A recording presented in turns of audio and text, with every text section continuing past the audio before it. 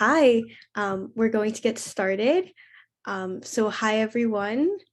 Thank you so much for coming to Dr. Ganzel's fourth class in her series, From the End of the Kingdom of Judah to the Return of Zion. Dr. Ganzel, this has truly been an incredible series so far. Thank you so much for everything. Just a quick recap for everyone of some upcoming classes. Tomorrow we have, as usual, Dr. Lakshan's After the 10 Commandments series at 11 a.m. Eastern. Thursday morning, we have, very exciting, we have a new class starting by Dr. Moshe Sokolow called Rambam, a Man of Letters at 10:30 a.m. Eastern this Thursday. And Shuli Mishkan series, Sanctuaries and Sanctity, continues on Thursday as well at 12 p.m. Eastern. And Thursday evening brings Parshat Shavua with Rabbi Jared Anstandig at 8:30 p.m. Eastern. So thank you all for being here. I hope everyone has a wonderful shiur. So thank you very much, as usual, for the introduction. We're gonna, I guess, continue where we left off last time, even though I'll do my best to say another word of introduction for those of you who are maybe joining or just, haven't been here at all in the past or just missed some of last class. We were actually discussing, let's see, here we are. We were discussing this period in the history of the Jewish nation. We've been discussing now for the last three classes how substantial the King Joachim's exile was, and we decided really to see this as a turning point, understanding that this is when Jewish diaspora actually started and became, I would say, an alternative to living Jewish life in Israel.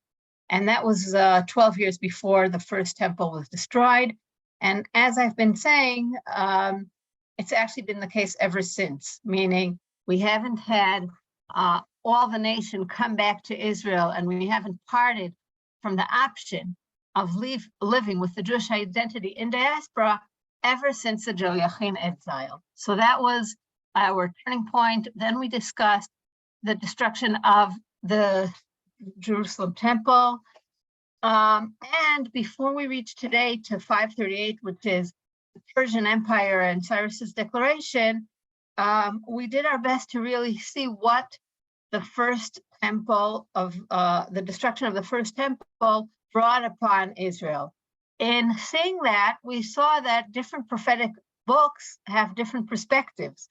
And the way that it's described in Kings is different from the way it's described in Chronicles, which is different from the way it's described at the last chapter of Jeremiah and Yirmiyahu, and we will go back to more chapters in Yirmiyahu today and see another point of view.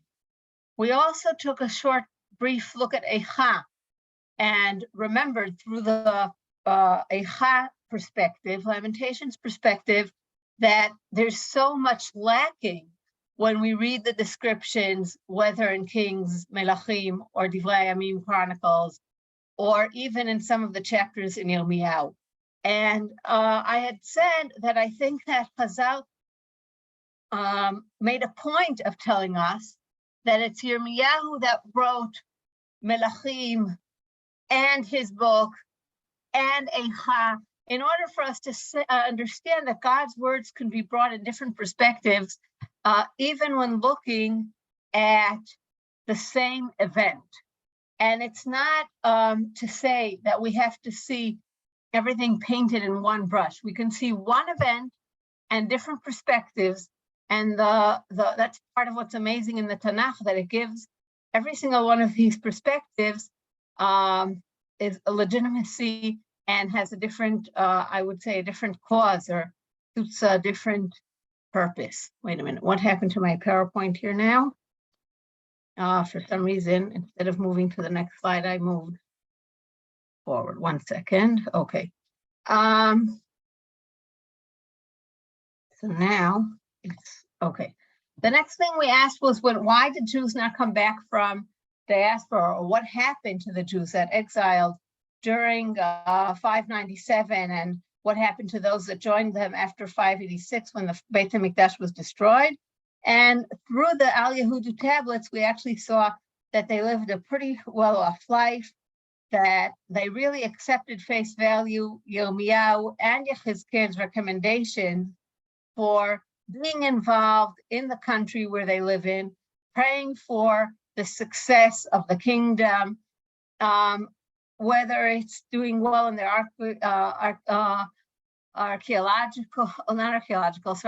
agriculture, in merchandise, in whatever they were doing, they were really doing their best to make a good living, and not, like we may have thought, living on their suitcases. That was not at all the way that they situated themselves in Babylonia.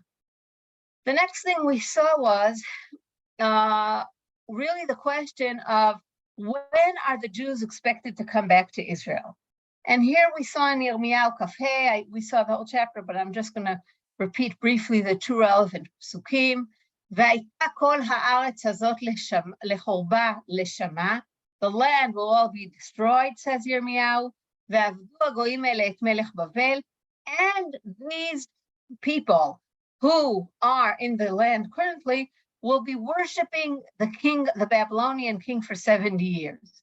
And the next pasuk says, והיה כמלאת 70 שנה, after 70 years, al melech Bavel, I will do my best to finish off whatever I have to with the Babylonian king. ועל הגוי ההוא נאום השם. את עוונם, I'll after, have my own cheshbon with them will be done after 70 years of their ruling. ועל ארץ כסדים ושמתי אותו לשממות עולם. So the first psukim we see here, and we will see other psukim later, basically refer to 70 years of the Babylonian kingdom. What I did here was try to lay out when should we expect 70 years to end. So if we are looking, and I'd mentioned this last time, but I didn't demonstrate it here in a colorful way, which I thought could help us figure it out easily. If we're really talking about 70 years, and do you see my mouse where I'm pointing to the 605 side where it says Aliyata Bavlin, that the Babylonians started ruling? Can someone tell me if you can see that? Okay, thanks, Aline. Yeah, we can see it. Okay, so if we're talking about 70 years from the time that the Babylonians started ruling, then it would make sense, and you can see the light blue line here in top, that it would end in 538 when the Persian Empire really conquered the Babylonian Empire. Now, of course, you can be very picky and tell me 605 to 538 is not exactly 70 years. And I'll say that give or take 3 years is fine, because we don't count whole years. We could count 6 months into a year on this side and 6 months into a year on that side. So when we do biblical counting, we always take into consideration a year or two on each side. That has to do with the way of calculating the years. I'm not going to go into details, but that definitely can be considered 70 years.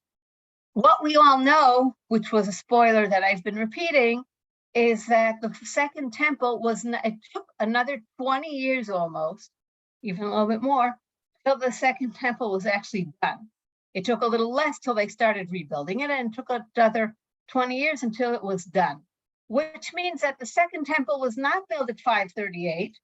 The second temple was started off, got a kickoff at 538 with the opportunity to build it, but for different reasons, which we will talk about next week, we'll see, it's a little bit today and maybe next week, they didn't really proceed with the second temple's building until 20 years later.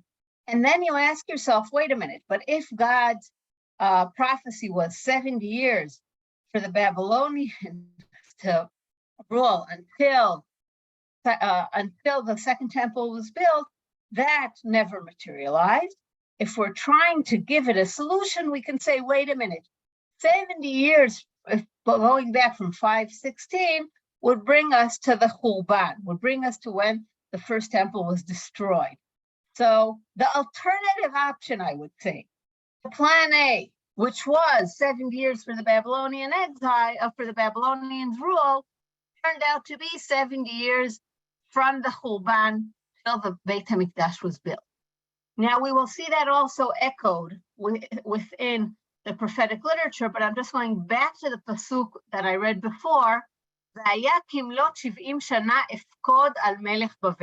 The pasuk here seems to talk about not 70 years from the destruction, but really 70 years from when the Babylonians started ruling and throughout his rule. Why am I emphasizing? Because when we'll talk about the question, which we will be addressing and have been, of why Jews were not so enthusiastic about the Second Temple project, like we should have maybe expected them to be, we can already see a confusion in the setting, meaning as we're starting, there's already maybe a misunderstanding of the question, did 70 years finish? Did 7 years not finish? Is Cyrus's declaration mean that now it's God's intention that we'll build the Second Temple?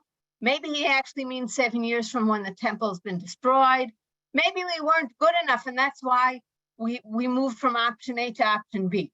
Now, the questions that I'm asking here, I am not asking because I have an answer. I want to make it clear. I'm asking because I think they demonstrate well the ambiguity that was part of the people's feelings when they heard that there was an option to come back to Israel. So when you put all that, there's not, I'm not going to come and say, well, now we have it, the final answer is. No, the reality was very confusing. If you want, it's just like history for the past 2,000 years, and also since the state of Israel was institutionalized, there's different ways to look at the historical events. You can then give them different meanings. You can understand that they demand from you different demands. And my point is that hasn't changed because there was a prophet, or that hasn't changed because Jews had prophetic literature, meaning the prophetic literature itself gave more than one option on the table, dealt with situations that were changing. So last week we saw 2 Kings 25, Jeremiah 39, and Jeremiah 52. What we didn't see was Jeremiah 33 to 40. Now, I want to be transparent, and I'll say that I was debating what should we do here, because really we could now devote 3 sessions or 3 classes just to studying these chapters in Jeremiah, and it would make a lot of sense. But we don't have a year, and we want to move forward.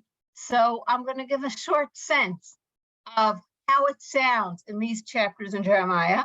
And I am strongly going to recommend that Sunday is Kivasar B'Tammuz, that anyone who's looking for what to study on Sunday actually reads these prakim and takes time to really learn Jeremiah 33 to 40. I think now, if you've bared with me until now, and you have the context, they'll be extremely substantial to learn on the fast day. So that's my suggestion. I'm going to stop the share and reshare the Sefaria page that I had prepared for us. 1 second. After last week, I saw I have to do a share. So here we are. I'm resharing it now. And what we will see. Okay, can you see Jeremiah from the Sefaria page? Okay, like I said last time, I stopped putting. Oh, thanks. I stopped putting these verses in a PowerPoint presentation because I was requested by Leah to have every single pasuk translated into English, and that made my PowerPoints extremely wordy. So I decided that just sharing the Sefaria page made more sense instead of trying to figure it out in a million slides. So basically, what we see here, Vayidvar Hashem Shenit. Basically, what we have, and I'm going to say this in a few minutes now, is a dispute between Yirmiyahu and the false prophecies in Jerusalem. We're very, very close to the destruction of the first temple.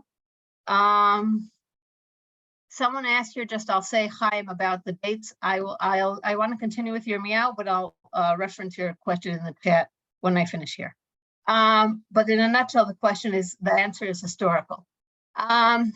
And what we see here is that Yirmiyahu's words were not well accepted at all.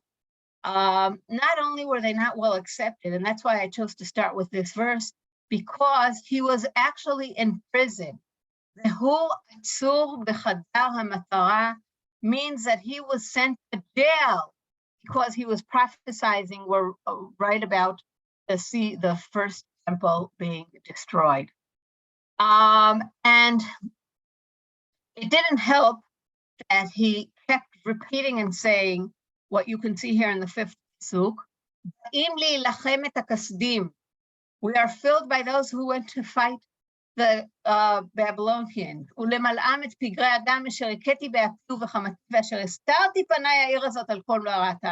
If you think that you can fight the Babylonians, if you think that you're expecting God to save you from them, Yirmiyahu is very, very explicit by telling them that these are all false prophecies, and this will not happen. And there's no way that anything here will be survived, even though in the future there might be God's restoration. I want to just see one more pasuk here because we often quote it. Kol sason v'kol simcha kol chatan v'kol kala. I think everyone here is familiar with that, right? I don't even think that has to be translated. It's what we say so many times or sing in weddings. Omrim hodu et Hashem tzvaot ki tov, Hashem ki leolam chasdo, mevi'im toda beit Hashem, ki yashiv et shvut ha'aretz kevarishona amar Hashem. So if you take this out of context, it's really a very amazing pasuk, which is why we read it, because it basically is telling us what we're expecting, which is God one day to come back to Jerusalem. I find it very hard to sing this song because I'm familiar with the context. And the context here is that'll only happen after everything here will be ruined and after I will destroy Jerusalem. So yes, this is an optimistic prophecy in the chapter 33 of Yirmiyahu, telling us that one day in the future things will be much better, but it's a very sad prophecy because it's said within a context of Yirmiyahu being thrown to prison and of people not believing him that the destruction is really about to be. From then on, chapter 34, for those of you who are going to look at it on Sunday, I'm going to say one more sentence, and I will say that chapter 34 brings with us another perspective about Tzidkiyahu, the last and final king of Yehuda, that we did not see, not in Kings and not in Chronicles and not in Divrei Yamim. In both chapters, what we saw is last week was Hashem saying that he will be blinded, his kids will be slaughtered, and he'll be exiled. What we see here is an additional conversation that takes place between Yirmiyahu and Tzidkiyahu before this all happened. And it gives us a glimpse to what it looked like right before these events actually took place. And you can see it says here, Amar Hashem Elokei Israel, go, God tells Yirmiyahu, go tell Tzidkiyahu, this city is doomed to be conquered. And there's no way you'll survive from the Babylonian king. And you will be captured by him. And now look what the prophet tells him. So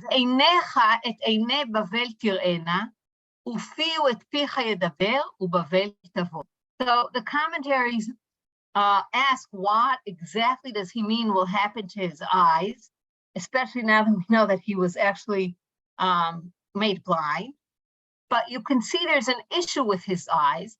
And also, he said explicitly that he will be brought to Babylonia. But what we know is that it's true, he will be brought to Babylonia. His children won't get there, and his people won't get there, which is a very harsh prophecy. So you can go and read the Psukim here, But I want to say very explicitly that in Kings, in Chronicles, we just get the story in a very, very condensed nutshell. We just hear this is what happened. Yirmiyahu gives us a glimpse to the opportunity the king had. The prophet says specifically, Vaydaber Yirmiyahu Navi el Tzidkiyahu, he was told this all. That didn't change anything. And that's when it all happened. Why did this happen? This happened because Tzidkiyahu was not smart enough to understand that he is now going to be under the rule of the Babylonians, and he should not rebel. He should understand that this is part of God's plan for Jerusalem, for them to be now ruled by the Babylonians. He did not accept that, and he did not accept Yirmiyahu's prophecy.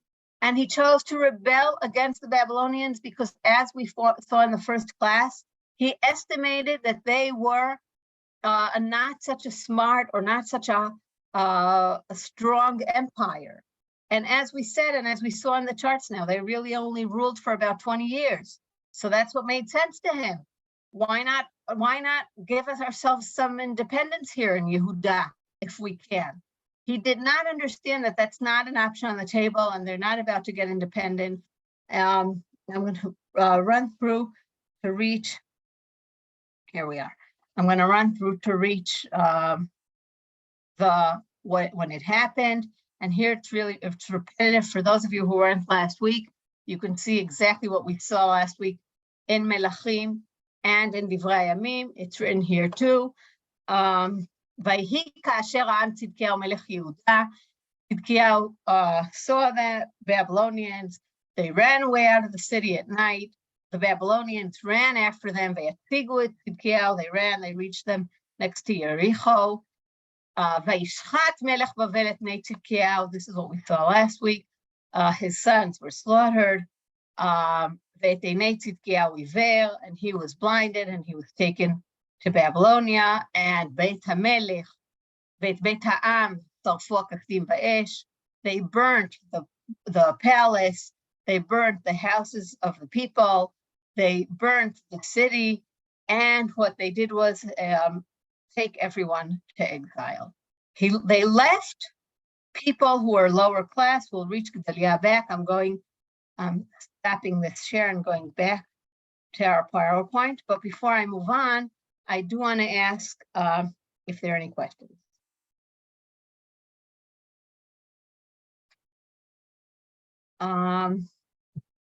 Okay, so I will just address the question in the chat. I am giving academic historical dates. In this case, the traditional dates are similar.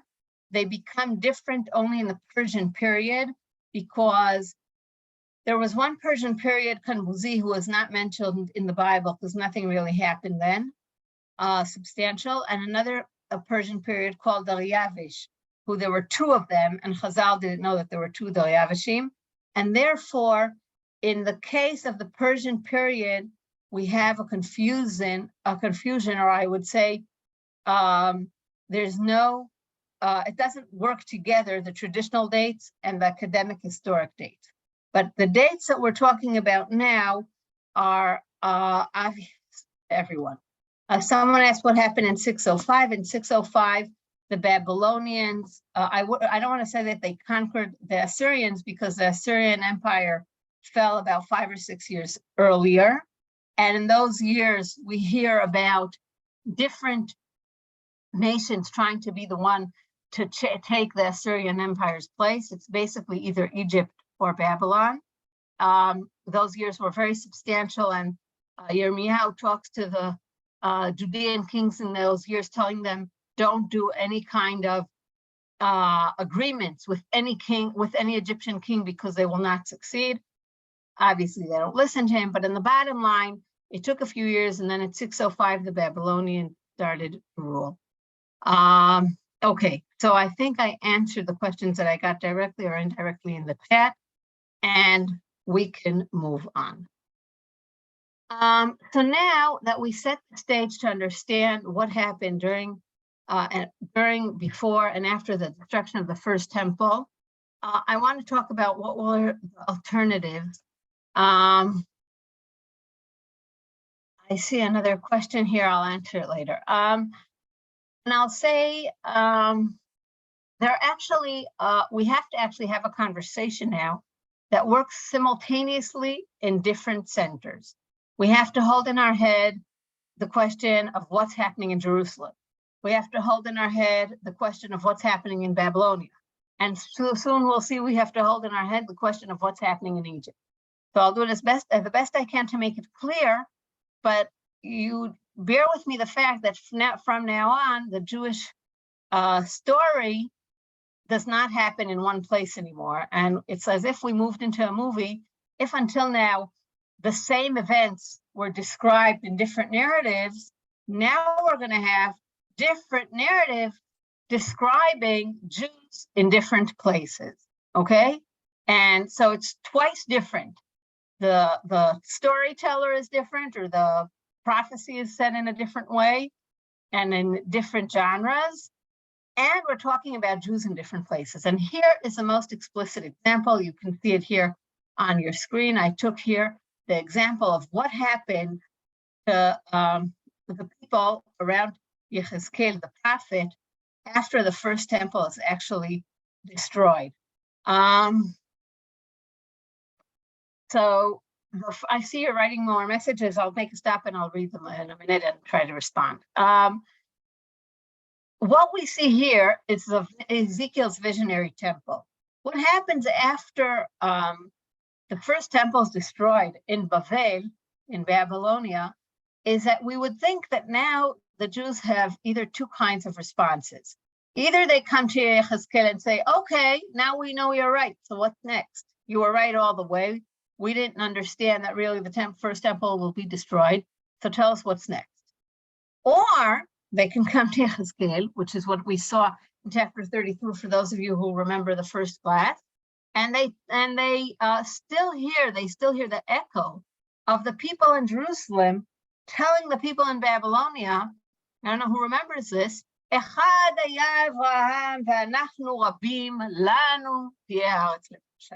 what did the people in Babylonia tell the people in Israel, tell the people in Babylonia after the first temple was destroyed? Okay, fine, the temple's destroyed, but that doesn't mean that now we gave up on us being the group. I'm glad some people are nodding, then you're with me. That doesn't mean that we gave up our priority as the Jewish group who will continue. What that means is that the people in Babylonia are still wondering, what exactly stage are they and what's expected from them? And here Ezekiel gives, from chapter 34 until chapter 48, which is actually the whole last section of his book, two very, very dramatic prophecies. One, which we're not going to talk about at all, is similar to what many of us know and hear. I can give it a few names and you probably it'll ring bells. Sorry, 1 minute.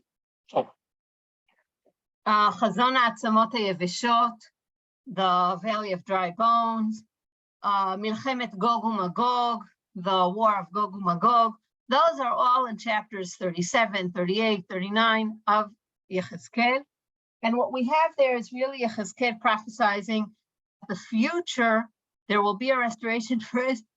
There will be a restoration for Israel, and this restoration will actually be demonstrated like in these chapters.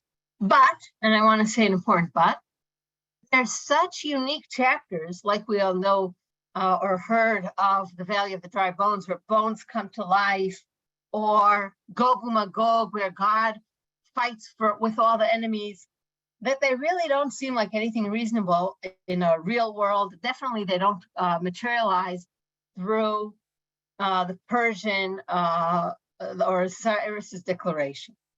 What also they hear about is a visionary temple in the last 9 chapters. And these last 9 chapters are extremely substantial because they give a template of a temple that was never built during the Second Temple period. And it's very, very clear. I demonstrated it here. you can see three different layouts of sketches of this temple as it's been sketched following the verses of the end of Ezekiel. And you can see it's a very large square, whether you look at the picture on the left or the picture in the middle or the picture down. I'll say something about the picture down. The one below is not Ezekiel's temple. The two big ones are Ezekiel's temple. These sketches demonstrate different people who tried to read the Psukim in Yechezkel and sketch what we're looking at. I'll just take you through the sketches.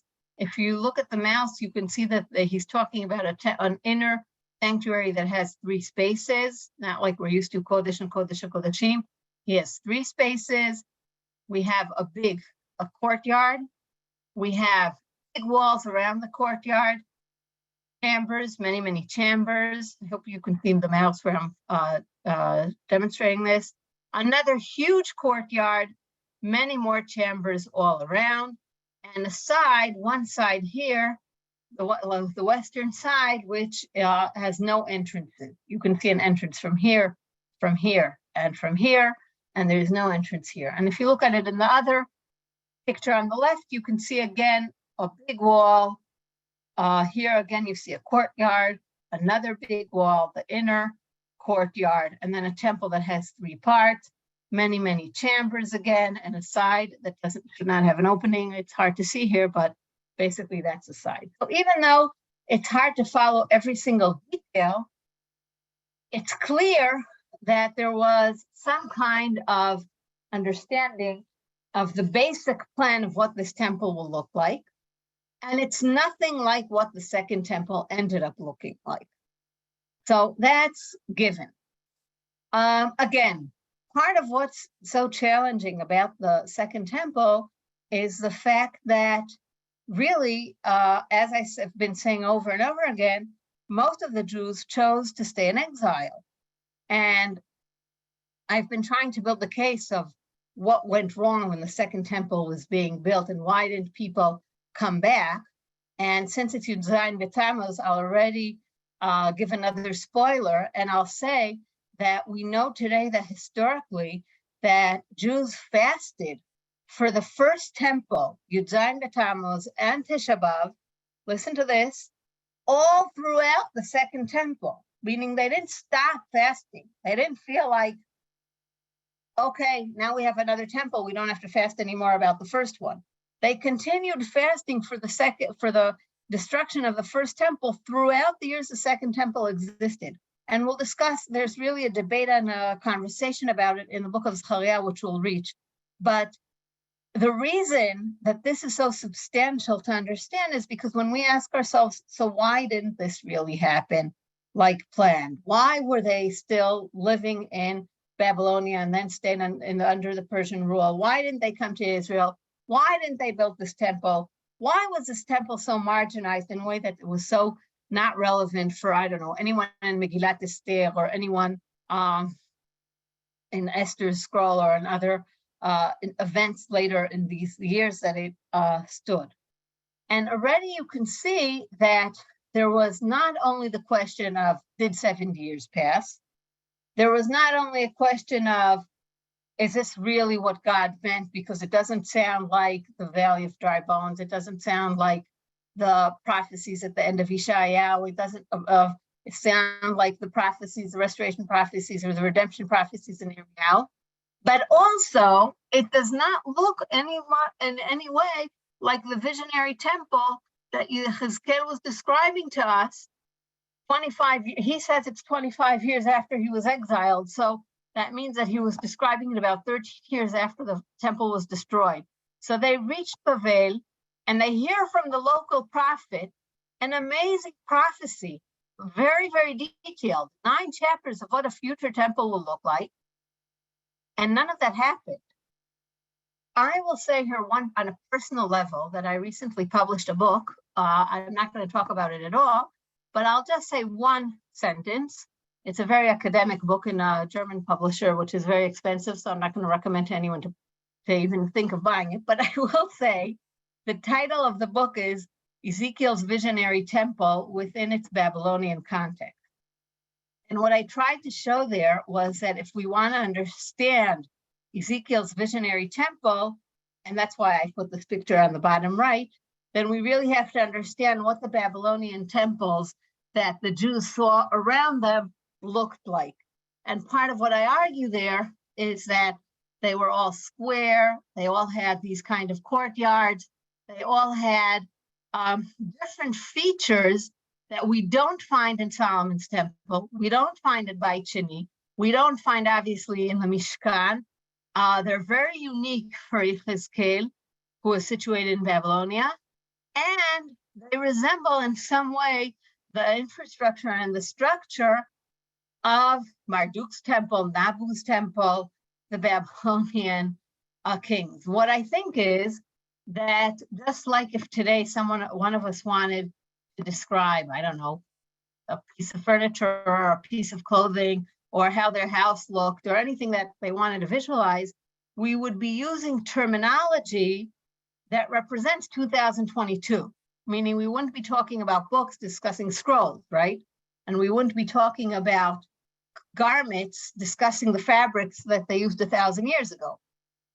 A prophet uses the language and describes a context that has to do with the world that he lives within.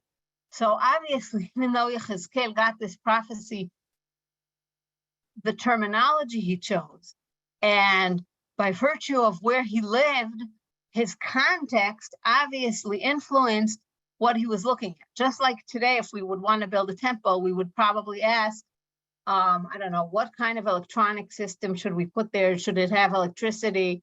Should it have running water? We don't expect, not in Solomon's temple and not even in the prophetic literature talking about the future, to discuss electricity or water pipes. So obviously there's some kind of context that's relevant to the way and the terminology that's used by the prophet. And I strongly think that it's true about Ezekiel too, which we know from the prophetic literature itself and from his own testimony, that he lived in Babylonia for at least 2 or 3 decades when he was prophesying. So it's interesting to see how this influences the terminology, it influences the descriptions, and so on. So here I just added now to the top right, left, to the top right of the slide, what's commonly noted to be Horus's temple, which is people who usually want to demonstrate what the second temple looked like. This is more or less what you would find on the internet. And it obviously does not, unfortunately, demonstrate the second temple in the Persian period, which we don't know at all how it looked like. Even if you go to Ezra and Nehemiah and Haggai and Zechariah and Malachi and Esther and Daniel, all the prophetic literature and Ketuvim that we have that have to do with this period, they give us extremely, extremely minimal details of what the temple actually looked like. What we do have is the final years, thanks to Josephus, thanks to the diggings, thanks to Masechet Midot, thanks to a lot of other pieces of information put together that give us this layout. And I put it here so you can see very easily how different it is from the Ezekiel temple. Wait, I didn't mean to jump forward, 1 second. And even just in the way that the layout is made, meaning you can see here a totally different layout. Ezekiel talks about very explicitly often about the layout being square, and you can see here a rectangular layout. The sizes Ezekiel talks about are much larger, etc. As I said, we have to hold our head with 3 different places, right? We said that's Babylonia. Okay, let's put them in a minute on hold. Now we have Israel. But before we have Israel, the remaining Jews left to Egypt. I'm doing something not fair because really there was an issue, which we all are familiar with, that had to do with Tzom Gedalia, the fast of Gedalia, right? With the remnant in Jerusalem. I'm going to put that on a hold for a minute, or for more than a minute until next week. And I want to say that after the issues in Jerusalem developed like they did, then what we have is, and we can read it here, I will take the remnant of Judah who turned their faces toward the land of Egypt, and God tells us that they will not, like maybe they thought, live in Egypt for a few years and right away come back. But God says, they will all fall either by sword or they will be starved.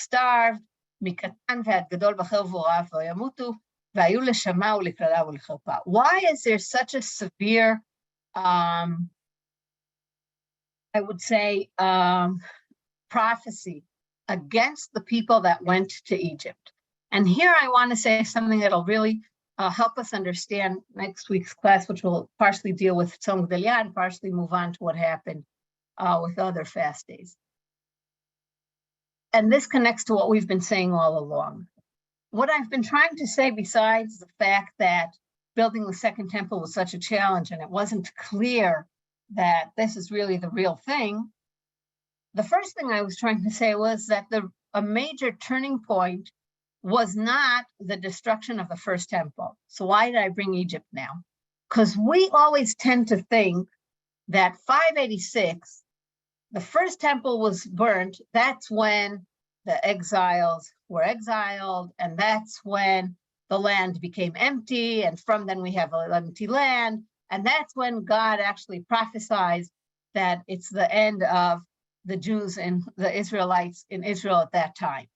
What we see from this prophecy to the Jews that want to go to Egypt is that as far as HaKadosh Baruch Hu is concerned, people should have stayed in Israel after the destruction of the first temple. The fact that Yoachim was exiled 12 years before the destruction of the first temple, 12 years later, the first temple is destroyed. Then we have a community who's under Gedaliah's supervision, right? And after he's murdered and they want to go to Egypt, the prophet tells them, no, don't go to Egypt. If you go to Egypt, I'm telling you that over there I'm going to kill you. Look at the end here. If you don't go to Egypt. If you go to Egypt, what you are doing is taking one step further what I meant to happen to the Jerusalem inhabitants. What's God saying? God's saying, this is God's plan. I meant to have an alternative for the Jewish community, institutionalized in Babylonia way before the first temple is destroyed. Then the first temple will be destroyed, and Jewish people will continue living in Israel. They'll even have Gedaliah to manage them. And if Gedaliah is murdered, they'll find someone else. But there won't be a turning point that means that from now on, there are no Jews in the land. And what ended up happening is that these Jews did go to Egypt, and by their choice, from their free will and against God's prophecy, I see push with more messages here. And we see here by virtue of God's prophecy that they shouldn't leave. Now, someone noted here that in a different class you were taught that this never happened. Well, I'll say what's relevant to us. Did the Jews continue living in Egypt, and were not all of them murdered? The answer is yes. We know that from the Onyo Temple. We know that from the elephant documents. We know we have extra biblical sources that teach us about a Jewish community that continued Jewish life in Egypt. What we also see is God's words here telling them that's not the solution, quote unquote, that I planned for the Jews. I did not mean for them all to go to Egypt. This threat may have materialized to a certain extent. I'm not going to go into details, but what we understand as far as we're concerned now is that we have a group in Babylonia, we have another group still in Yehuda, and we have a group in Egypt. And the group in Egypt is there against God's will. Okay, the last thing we will do today is look at 3 more chapters, and I'll start with Tehillim. Again, I'll stop the share a minute, and I'll open what I pre-prepared for you. 1 second, on Sefaria. We will start from the chapter in Tehillim that's very, very common, but I want to point out something that sometimes is overlooked. You can see here, I hope, Tehillim Kuf Lamed Zayin, 137, which you are all familiar with, right? You can see it. Am I correct? Yeah. An Neharot Bavel, by the rivers of Babylon, Sham Yashavnu Gam Bachim. This little word many times is forgotten. What's this word, Sham? Sham means there. When we sat, we cried. When we say Al Neharot Bavel, Sham Yashavnu Gam Bachinu, there we swept, there we cried. When we remembered Zion, B'Zochenu et Zion, that means that this chapter they are now sitting where? Not in Babylonia, right? They're sitting, we can say they're sitting in Israel, we can say they're sitting in Egypt, but they are not sitting in Babylonia. They are remembering what they felt when they were in Babylonia. So that's a very important little word, but it's very, very crucial to our understanding of this chapter, because now that we understand that they're remembering that they were crying for, okay, Al Neharot Bavel, we sat in the rivers of Babylonia, we sat there, we weep when we remembered Zion. Al Aravim Betocha Alinu Kinohotenu. On poplars, we hung our lyres. I wouldn't know to translate it this way, but fine. Kisham, why did we not play? Kisham she'alnu shovenu divrei shir v'tolelenu simcha shiru lanu mishir Tzion. Because when we sat there, our captors asked for us to sing. They wanted us to sing the songs that we were used to singing in Jerusalem. And we responded, we sing a song of the Lord when we are not in Jerusalem. And they demonstrated by saying, if we would have sang, that would have meant that we're basically forgetting Jerusalem. And the fact that we never sang was a way of saying, or a way of demonstrating, that we constantly remember Jerusalem. And that's why our tongue was like stuck within our mouth in a way that we wouldn't open it or sing, because otherwise we would sound as if we forgot Jerusalem. Now you would think, okay, now they're back in Jerusalem, so they should be very happy, right? Now they can sing again. But this chapter does not end telling us now that they're back in Jerusalem, they're singing. This chapter again demonstrates to how complicated the situation was, because the chapter then goes on saying, Zchor Hashem livnei Edom et Yom Yerushalayim, haomrim aru aru ad hayesod ba. Remember, God, the Edomites that were happy when Jerusalem fell. When Jerusalem fell, they were happy that it was stripped. It should be, they said then, strip it off, leave nothing of Jerusalem. And we, Bat Bavel Ashtuda Ashrei Sheyeshelnach, and we are waiting for someone to pay back to the Edomites, to pay back to the Babylonians, fair Babylonian. You see, Bat Bavel Ashtuda. There should be a blessing to someone who repays you what you did to us. Now, don't think it's a nice repay. It's hard to even read. A blessing on him who sizes your babies and dashes them against the rock. Again, I would not know to translate it this way. But what do we see here? And that's what I want to demonstrate. What we see is people who came back to Jerusalem or maybe live in Egypt. I don't know. The chapter doesn't tell us. What we know is that they were in Babylonia and they're not there anymore. And they're looking around them and they're saying to themselves, when will something here change?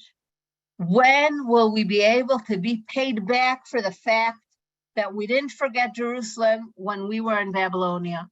When will we be paid back for the fact that it didn't even occur to us to forget Jerusalem? That it didn't occur to us that when will the Edomites that were so horrible to us when the Babylonians conquered us, and that's another series of why the Edomites were so harsh and so hard on in the days of the destruction of the temple, but I'll just say in one sentence that they are usually said to be the ones who helped the Babylonians as local people to understand where the Jewish people or Judeans ran away into the caves or ran away into places that only local people could find, and they helped the Babylonians track all the Jews that ran away because they explained to them where people could hide in the desert or in Midbar Yehuda, and so on. So, but what we see in this chapter is really a cry that says, we were there, now we're back, or now we're in Egypt, or now we're not there anymore. And we still don't see the turning point. We don't see Hashem's being with us. We don't see something dramatically changed.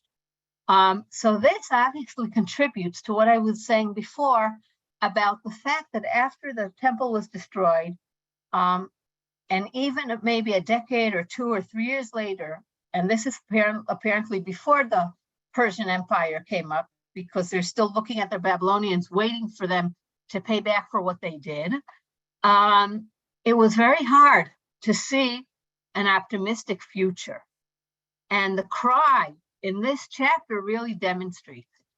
Now, let's look at chapter 126, which is, again, a very familiar chapter, but I want to look at it within this context.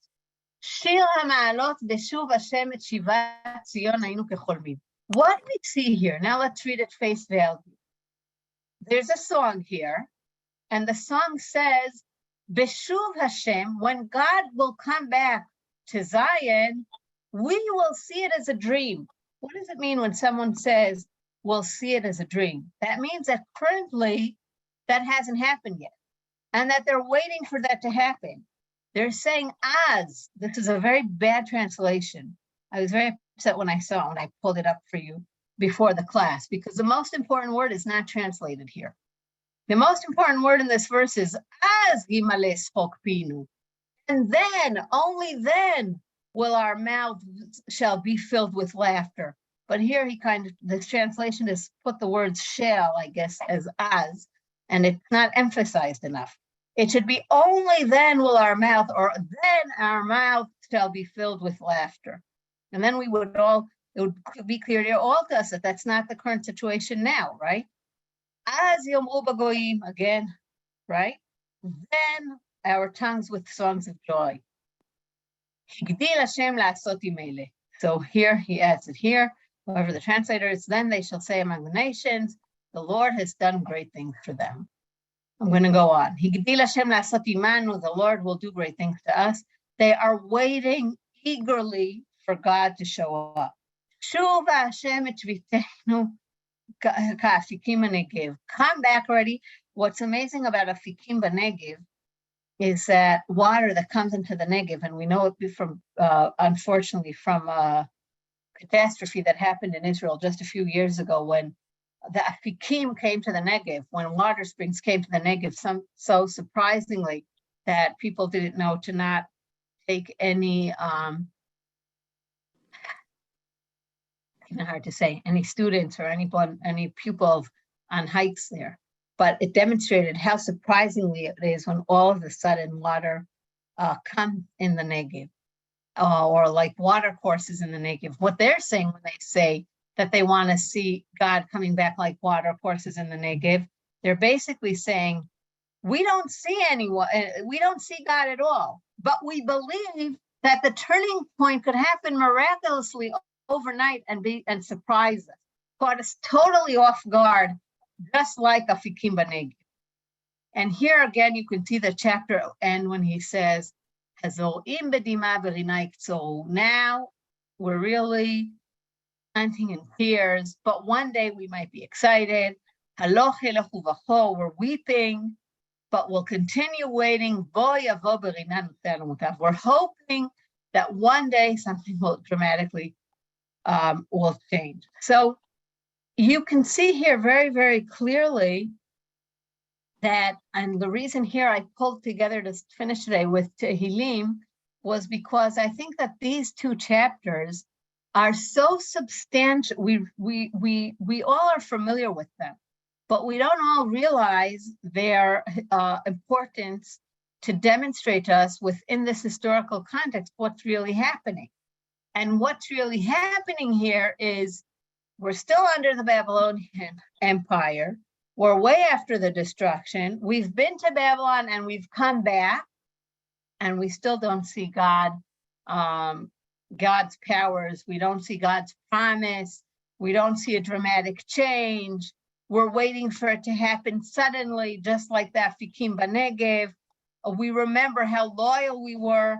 We were extremely loyal when we didn't go then play to the Babylonians who asked us to, but that didn't actually help us. So with that, I'm going to end the lesson today. I'm going to repeat my suggestion to read Yirmiyahu 33 to 40 over Yud Zayin B'Tammuz. And I will say that I'm looking now at the chat, there are different comments here. I tried to address, I think, most of them. And we have just a few more minutes for questions. B'simcha.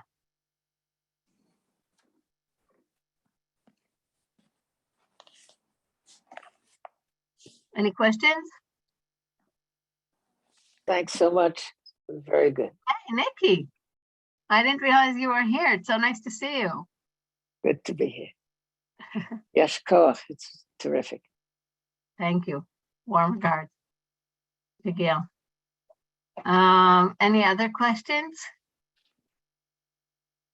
Okay, so I think we're going to end for this week. For those of you who don't plan on reading Yirmiyahu, that's okay. God willing, next week, what I plan to do is really move on one step forward. And when I say move on one step forward, then I mean that we're going to be deep in the Persian period. We're going to hear about the Cyrus's call for the Jews to come rebuild the temple. And here you could see, for any of you who've been in the British Museum, this is where we'll start with a picture I took in the British Museum of the Cyrus Declaration, and we'll move on from there to understand what happens to the Jews under the Persian Empire. So on that note, we'll end for today. Thank you so much, Tova. Thank you so much. It was great. Thank you. You will enrich our Shivasa Betar. Thank you. What time did you start? What time did this class start? We start from 7 to 8 Israel time, and I'm going to leave Leah to answer the other questions. Yes, unfortunately, we are having technical issues with our database. So for some reason, the email that was sent to the same mailing list as usual wasn't bounced for some emails, and that's something that we're working on in the background. We did send a second email for those who didn't get the link the first time, so we apologize for the technical issues on our end. Just so everyone here knows, though, the link that's in the login emails, it's actually the same link every week. So we do send a new email, but the Zoom link never changes. Just something to note. If you happen to, you should be always getting emails, but if you happen to not get an email, to click on the link from the week prior, and it will be the same link to get you in. Thank you so much, everyone. So her class is from 12 to 1? Yes. Oh, I thought it was 1 o'clock. I thought she started at 1 o'clock. Okay. Thank you. Toda rabba. Thank you, everyone. Have a good day.